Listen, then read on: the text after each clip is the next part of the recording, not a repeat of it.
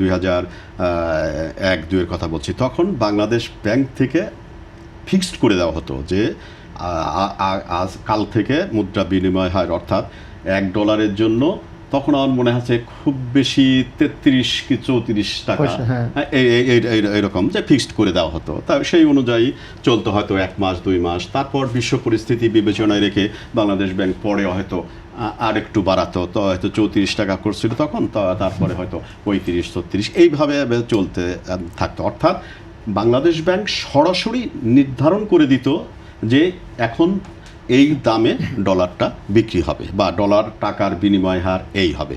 এই ধারাবাহিকতাটা চলতে আসছিল। তারপরে চলতে আস্তে আস্তে পরবর্তীতে যে এই আপনি ভাসমান যেটা বললেন সেটি হচ্ছে যে হ্যাঁ বাজারের উপর নির্ভর করে একটা দাম নির্ভর করছে। আমার বিবেচনায় হ্যাঁ কিছুটা ফ্লেক্সিবল বা কিছুটা, কিন্তু এটাও কিন্তু মানে এক ধরনের কেন্দ্রীয় ব্যাংকের হস্তক্ষেপ। পদ্মা সেতু, মেট্রো রেল এবং এলিভেটেড এক্সপ্রেসওয়ে নির্মাণের গর্বিত অংশীদার বসুন্ধরা সিমেন্ট। এখন যেটি করা হয় যে আজকের ডেট যদি আপনি দেখেন তাহলে 122 টাকা 30 পয়সা, অর্থাৎ টাকা ডলার বিনিময় হার বলা হচ্ছে এটা ভাসমান বা বাজার নিয়ন্ত্রণ করবে, কিন্তু ওভারঅল কিন্তু সরাসরি বাংলাদেশ ব্যাংকই মোটামুটি হস্তক্ষেপ করে থাকে। হস্তক্ষেপ না করে থাকলে আপনার বাজার যদি নির্ধারণ করতো তখন এই দামটা হয়তো এইখানে থাকতো কিনা বা এর চেয়ে কম বেশি হতো কিনা আমি জানি না। এখন মুখে যেহেতু বলা হচ্ছে IMF-এর একটা চাপ ছিল, ওই যে আপনার $4.7 বিলিয়ন ঋণের একটা বিষয় ছিল, সেই ঋণটা নিতে হলে আপনার এই ভাসমান মুদ্রা বিনিময় হার চালু করতে হবে, সেই কারণে হয়তো করা হয়েছে। কিন্তু আমি যেটা এখনও মনে করি যে বাংলাদেশ ব্যাংক হস্তক্ষেপ করে থাকে বা বাংলাদেশ ব্যাংক নিয়ন্ত্রণ করে থাকে মুদ্রা বাজার পরিস্থিতি। এখন আরেকটি বড় বিষয় হয়েছে এখন সেটি হচ্ছে যে দেখবেন আপনি বাংলাদেশ ব্যাংক এখন সরাসরি ডলার নিলামের মাধ্যমে ডলার কেনে বাজার থেকে। আমি প্রায় কিনে প্রতিদিনই কেনে। সবশেষ আপনার গত রোববার সোমবারও কিনেছে 8,60,00,000 মতো কিনেছে। এই যদি আপনি দেখেন 2025-26 ফিসক্যাল ইয়ারে এই পর্যন্ত কিনেছে $5.5 বিলিয়ন, অর্থাৎ $5.5 বিলিয়ন। আমি একটু আগে বললাম যে রিজার্ভ স্বস্তির জায়গায় আছে, রিজার্ভটা ভালো আছে। এইটি রিজার্ভটা কিন্তু এই যে BPM-6 হিসাবে যে 30 বিলিয়ন ছাড়িয়েছে, আবার গ্রস বা মোট হিসাবে যে 35 অর্থাৎ 35 বিলিয়ন ছাড়িয়েছে, এর মধ্যে কিন্তু এই যে $5.5 বিলিয়ন আপনার ডলার কেনার একটা অবদান আছে।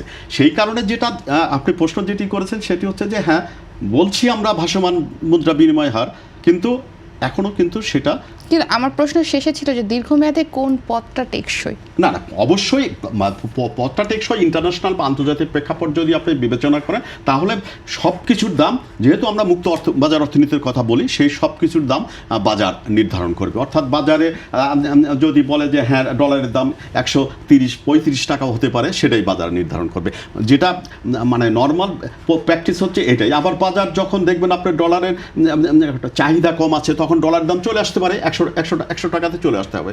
মানে সবচেয়ে ভালো পদ্ধতি হচ্ছে এটাই, যে বাজার নির্ধারণ করবে, চাহিদা ডিমান্ডের উপর, সরবরাহের উপর নির্ভর করবে যে কোন প্রাইসের দাম কত হয়। যখন আলুর দাম যখন আলু ওঠে কৃষকের হাতে, বাজারে যখন প্রচুর থাকে, তখন নর্মালি চলে আসে যে এখনও মনে করেন 20 টাকায় 25 টাকায় পাওয়া যায়, বা কিছুদিন আগে তার চেয়েও কম পাওয়া যায়। এটাই হওয়া উচিত, কিন্তু এটা একটা স্পর্শকাতর বিষয়। কারণ হচ্ছে ইন্টারন্যাশনাল বিষয়, এই ডলারের প্রাইসের সঙ্গে নির্ভর করে আপনার রপ্তানি আয়, ডলারের প্রাইসের সঙ্গে নির্ভর করে আপনার রেমিটেন্স, এবং ডলার প্রাইসের উপর আপনার নির্ভর করতে হবে আপনার আমদানি খরচ কতটা বাড়ছে বা কতটা হচ্ছে। সেই কারণে এটা স্পর্শকাতর বিষয়।